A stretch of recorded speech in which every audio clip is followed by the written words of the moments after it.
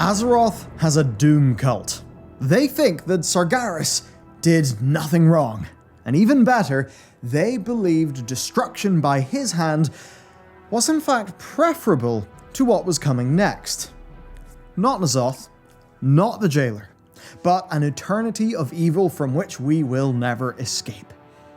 You know, it's kind of strange how accurate these mad, unhinged NPCs have been. And that means we should be worried. The stuff that sounded truly mad has not even happened yet. And everything that we've learned in Zereth Mortis tells us that they're about to. So what's next? The Dragon Isles? Yeah. A Light and Void expansion? Yeah. But what's it all leading to? What's the new Jailer? What's the actual big thing in the Warcraft universe? How does this all connect back to Azeroth as the center of creation as we now believe it to be? How does it filter back to the Pantheon's creation in Zereth Mortis, or to Rathian trying to revitalize the Black Dragons? How does it all tie together? It all goes back to Azeroth and her primordial war with the Old Ones, a battle she's still engaged in today, and it turns out the doomsayers of Legion had a lot to say. Like how buyraycon.com/Bellular is today's sponsor, where you'll get 15% off your first order. Now, these are the wireless everyday earbuds, and there is no wonder they have got over 48,000 5-star reviews. They're a great package, even before our discount. They look and they feel premium. They are absurdly comfortable. Plus, they're super compact in the ear. There's no dangly stem. Also, if I just kind of go, ugh, oh, they're still here. They passed the shake test. These do not fall out. It's awesome. Being half the price of the usual suspects is pretty damn sweet too. And also, these are in-ears that come with a few different sizes of inserts, so you get brilliant passive isolation, which is a must for me. Raycons have 32-hour battery life and offer 8 hours of continuous playtime. Now, I'm used to ones with about 4 hours of battery in the buds, so this is a massive day-to-day upgrade for me. So taking a break, going, touching some grass up the hills, maybe listening to the Huberman Lab podcast or the Endurance audiobook, all perfect. And if you go to buyraycon.com/Bellular, you can get 15% off your first order, and there's even 5 gorgeous colors of these to choose from. So thanks to Raycon for sponsoring today's video, and let's get stuck in. The first wave of doomsayer propaganda sounded straight from the Nathrezim. It was what you would expect. Give up yourself to the Legion, be cleansed by the green fire, that sort of thing. But one of those initial doomsayer pamphlets from all the way back in Legion was deeply unsettling. It was called The End of All Things. Given where we are in the plot now, I think that reads differently, especially now that we know of the first ones. So this is when it gets wild. The crooked serpent with no eyes is watching from the endless sky. Forked tongues flicker through the black pits in dead stars. This crooked serpent is our candidate for the Old Ones. It's the one thing that doesn't really fit anything else, and it goes along quite well with this new establishment of the Old Ones. And this whole theory is going to unfold as I progress us through this video. But for now, just know that Azeroth created our planet as a sanctuary from the Old Ones. Now you might hear that and think that's completely loopy. What is your source? Citation, please. Well, that's exactly what is in Eyes of the Earth Mother, which is an ancient Tauren tale. Now the Doom pamphlet continued. The veil between dream and dreamer slides away like skin from bone. We've talked before, and it will be confirmed by the Oracle in Zereth Mortis, that Azeroth is about to awaken. This pamphlet talks about the stuff that will happen after that, then. It ends saying that when the Old Ones manifest, or make their move, or however that's going to feel in-game, that the darkness will howl for the light it once despised. So Blizzard are telling us here that whatever is coming is so huge that it will make void and light put aside their differences.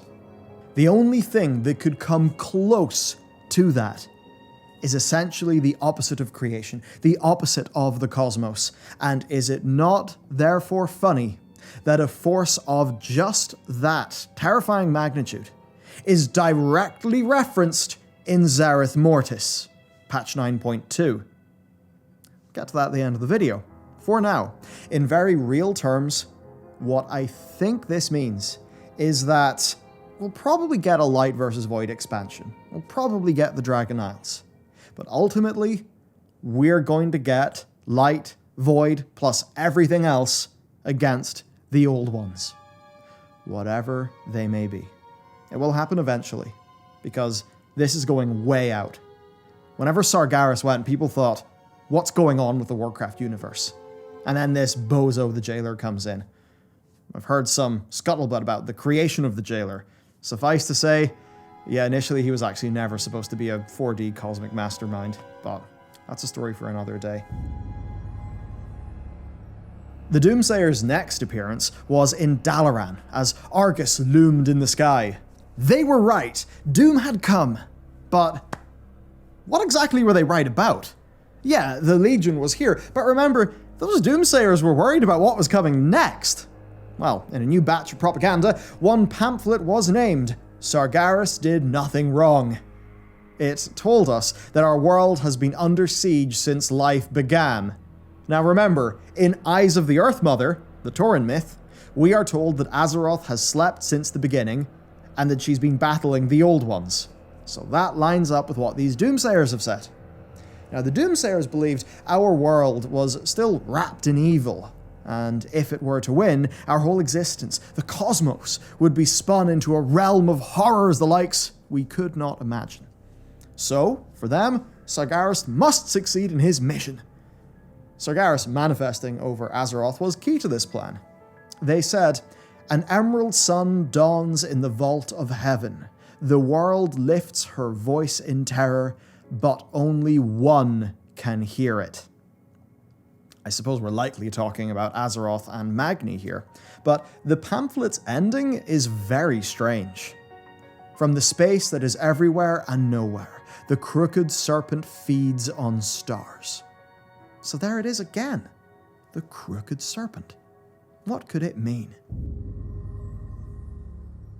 In the cultural mythologies of Azeroth, celestial objects such as the sun, moons, and stars have personality connected to them. Take Elune, being somewhat of a moon goddess in her conception. Well, in the short story, as a part of Folk and Fairy Tales, named Embrace, the blue child traveled to dance with distant stars. Now, obviously, this isn't just a star floating around the place.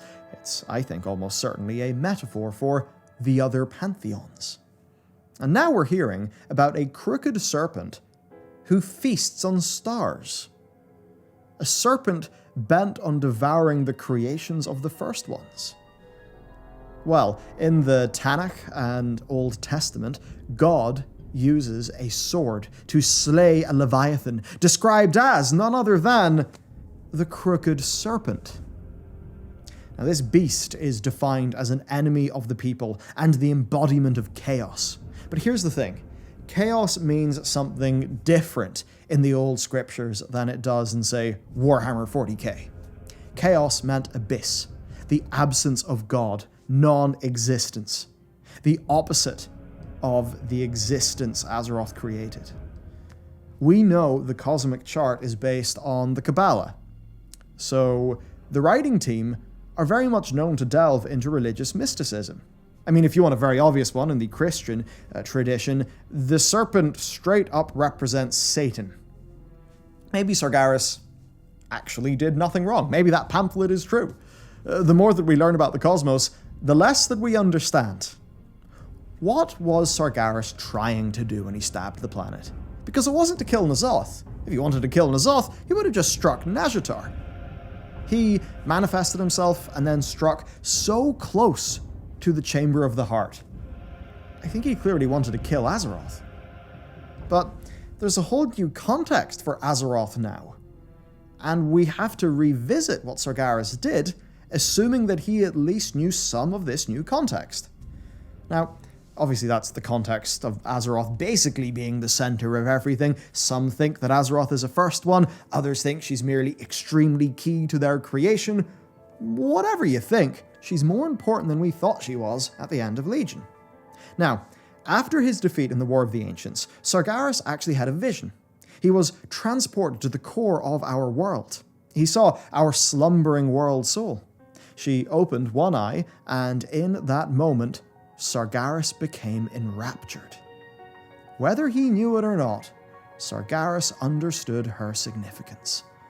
Could there have been another motive for the sword? What was he really trying to do?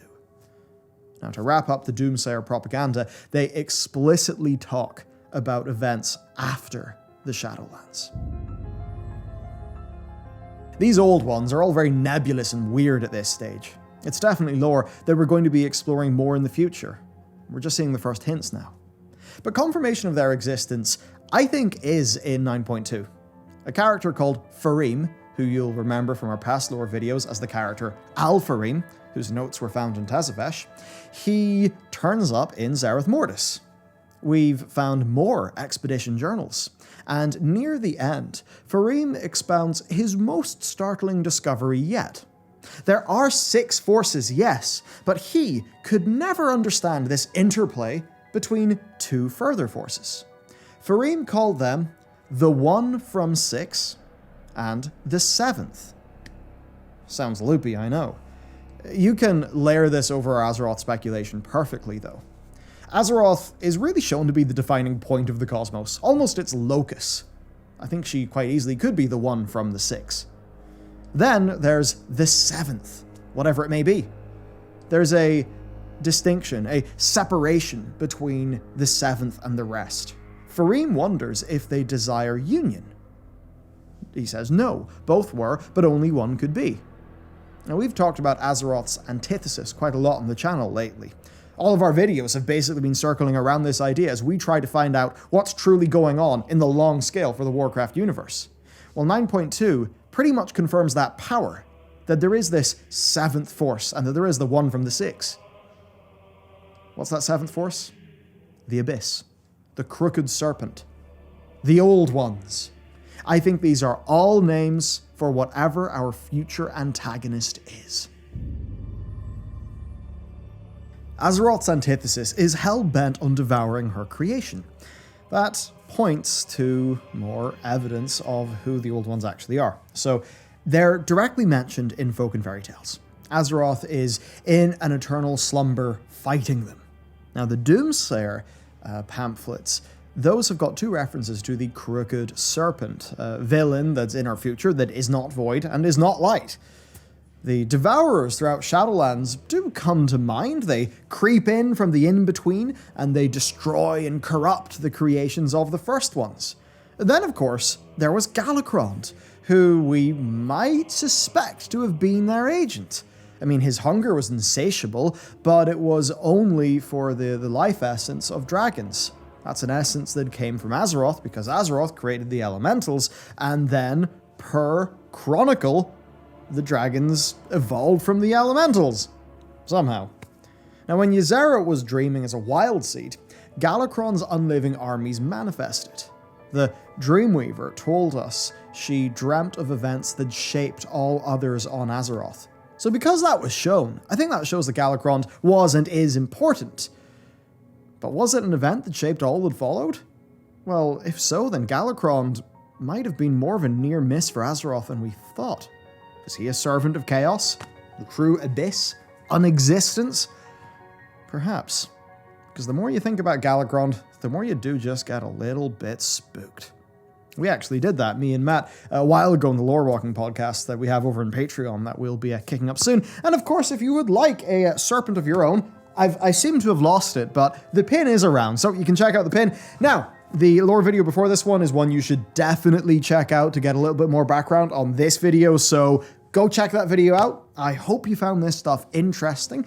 Maybe, slowly, we're going to be learning what the broader picture is, what the WoW team's view of, Warcraft actually is. Because once we understand that, we can know what the rules are for the game, so to speak. You know, in the way that we just thought, Titans, old gods, Sargeras. Bam, we understand the world.